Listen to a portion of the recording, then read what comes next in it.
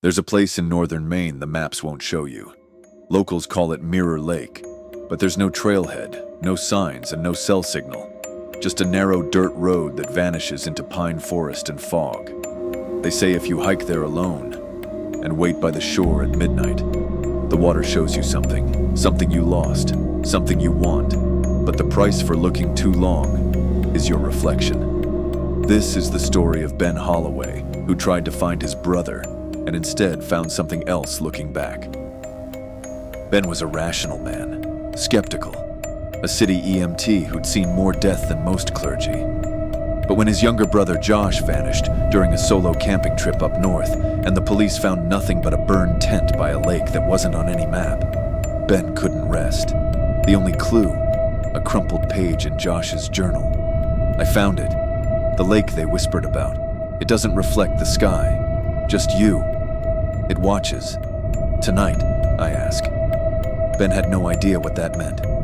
But 2 weeks later, he took time off work, packed his bag, and followed the GPS coordinates Josh had scribbled in the margins. Day 1. Ben drove through the backwoods of Maine, past rusting mailboxes and shuttered gas stations. The further north he went, the fewer people he saw. At some point, the pavement gave way to gravel, then dirt, then nothing. He parked his truck at the edge of the woods and walked with his pack for hours through pine-choked silence. Right before sunset, he found it. Mirror Lake, perfectly still, not a ripple. And he noticed it immediately. The sky above was cloudy, but the lake reflected only him. Not trees, not birds, not the sun. Just Ben, staring back. That night, he made camp. He couldn't stop staring at the water.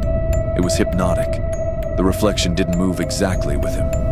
It followed, but with a lag, like it had to think before mimicking him. At midnight, he stood at the edge, just to see, just to understand what Josh saw. That's when the whisper started, low, faint, like water boiling beneath his feet. "What do you seek?" He spun around. No one. The whisper again, closer now. "Speak, or watch forever." Ben stared into the water and said the only name that mattered, Josh.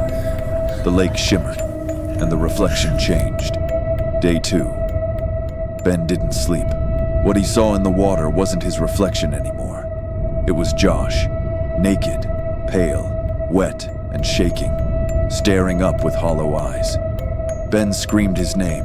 No response. He reached in, tried to grab him. The water was ice cold, but when he pulled back, his arm was covered in handprints, tiny, black, like ink stains pressed into his skin. That day, the woods around the lake grew quieter. No birds, no bugs, just the slow drip of condensation from the trees. That night, Ben heard someone breathing behind his tent, slow, wet, gurgling.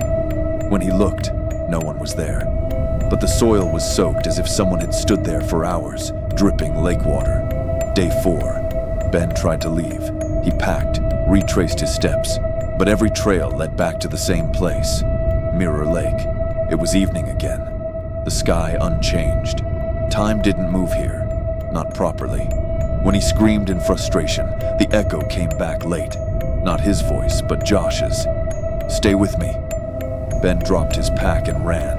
But after an hour, he came back around to the lake, the tent still there. But something else was now too, a second reflection in the water. A figure that wasn't Ben, or Josh.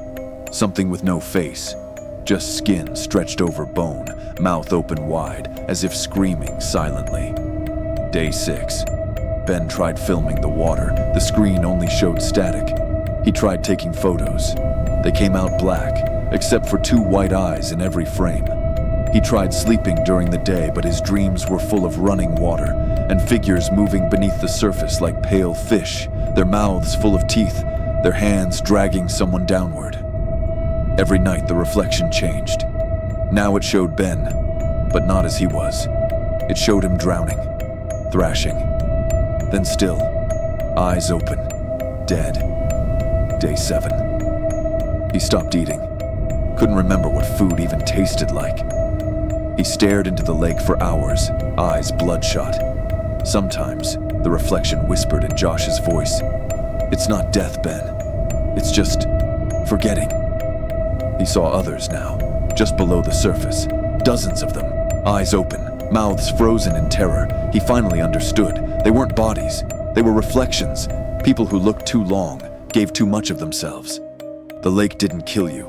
It took your shape, took your memory, and left you behind in the water. The final night. Ben knelt at the edge of the lake, shivering, mumbling to himself. He barely remembered his own name, but the reflection was smiling now. It offered him Josh. Josh, alive, smiling, arms outstretched. "Come in, Ben. It's warm here. You don't have to be you anymore." He reached out. His hand touched the surface and kept going. No ripple, no resistance, like sliding through glass. Weeks later, a hiker stumbled across an abandoned campsite by a lake that shouldn't exist. No footprints, no gear, just a notebook filled with smeared writing. "The lake shows you what you love and takes it back."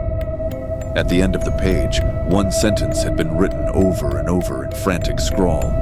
"I am not Ben."